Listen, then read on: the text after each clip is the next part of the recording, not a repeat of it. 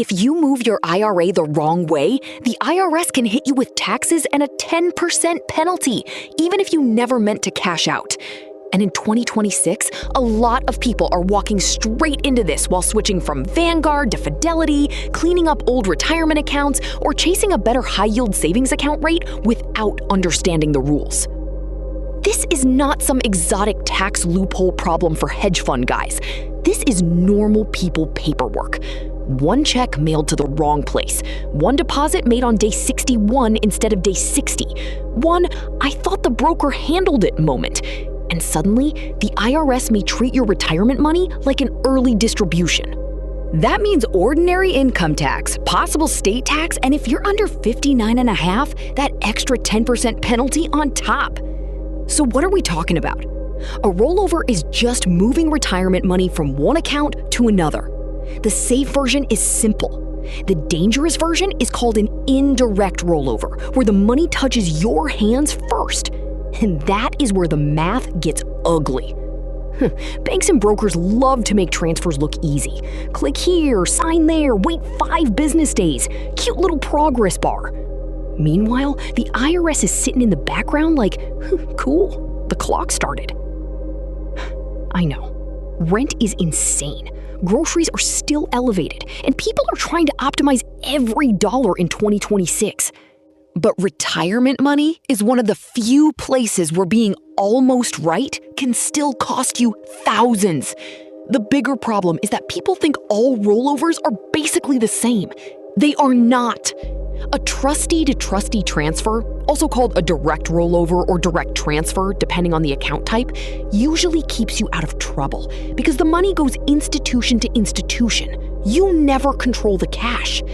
With an indirect rollover, the money comes to you, maybe by check, maybe to your bank account.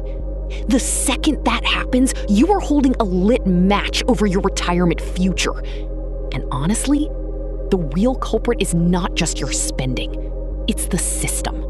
The rules are fragmented, the terminology is confusing, and normal people are expected to understand the difference between a rollover, a transfer, a distribution, withholding, and the one rollover per year rule like they went to tax law school. Why is retirement planning one of the biggest financial decisions of your life, explained with paperwork that looks like a fax from 1998? Why do brokers market convenience while the IRS enforces precision? Why does the mistake only become obvious after the tax form shows up? According to IRS guidance in Publication 590A and 590B, if you receive funds from an IRA and want that distribution treated as a rollover, you generally have 60 days to redeposit the full amount into another IRA or eligible retirement account. Miss that window, and the distribution can become taxable. If you're under age 59 and a half, the 10% early distribution penalty may apply unless an exception saves you. Most people do not find out they messed this up when they move the money. They find out when taxes get filed. Stick with me, because the next part is what most generic IRA videos leave out. The trap is not only the 60-day deadline, it's the combination of the deadline, withholding, and the once per 12-month indirect IRA rollover rule. That's the part that quietly turns a routine account move into a tax event. And once you see it, you will never move IRA money casually again. Let's make this painfully concrete. Say you have $40,000 in a traditional IRA at one broker and want to move to Charles Schwab because the interface is better and the fund options are cleaner. If you do a direct transfer, Schwab pulls the money over. Simple. If you request a distribution payable to you, then promise yourself you'll redeposit it later, you're now in the danger zone. If taxes are withheld, or you get distracted, or the check sits on your kitchen counter while life happens, that temporary move can become a permanent taxable withdrawal. I watched a cousin do a smaller version of this years ago. He thought he was being organized, closed an old account, waited for the check, took a vacation, came back, forgot about it, and by the time he dealt with it, the deadline had passed. He didn't lose his whole retirement, but he paid taxes he never planned to pay, plus a penalty that felt like getting fined for a misunderstanding. That pain is real because the money was supposed to stay invested, compounding quietly in the background. Instead, it got dragged into the tax year. That's the paradigm shift here. The IRA mistake is not taking money out. The mistake is accidentally creating the legal appearance that you took money out. The IRS cares about what happened on paper and on the calendar. Intent matters a lot less than people think. Your retirement account is like a sterile operating room. A direct transfer keeps everything sealed. An indirect rollover opens the door, lets the money touch the outside world, and now contamination risk is everywhere. Poor way versus rich way? The poor way is using retirement accounts like movable cash. Send it to me, I'll sort it out. The rich way is boring, institutional, automated, documented. Send it directly to the new custodian, do not let me touch it. Wealth is often built by avoiding unforced errors, not by chasing genius moves. Morningstar and Vanguard research has hammered this point for years in different contexts. Investor behavior destroys returns. Not always because people pick bad funds, often because they make bad moves at bad times. The 60-day rollover trap is behavior risk disguised as admin work. It feels harmless because it looks like logistics. In reality, it's tax exposure. Now layer in the one rollover per 12-month rule. This is where people get wrecked. The IRS generally allows only one indirect IRA to IRA rollover in any 12-month period across all your IRAs, not one per account. Read that again. Across all your IRAs. So if you did one indirect rollover from IRA A in March, then try another indirect rollover from IRA B in August, thinking they're separate, the second one may not qualify. That can turn the second distribution taxable, and if you're under 59 and a half, penalized too. One rule, multiple accounts, one giant misunderstanding. I used to think this rule was niche. It isn't. People consolidate old IRAs all the time after job changes, marriage, divorce, advisor switches, or moving from expensive funds into low-cost index funds like VTI or VOO. They think they're cleaning up. Sometimes they are.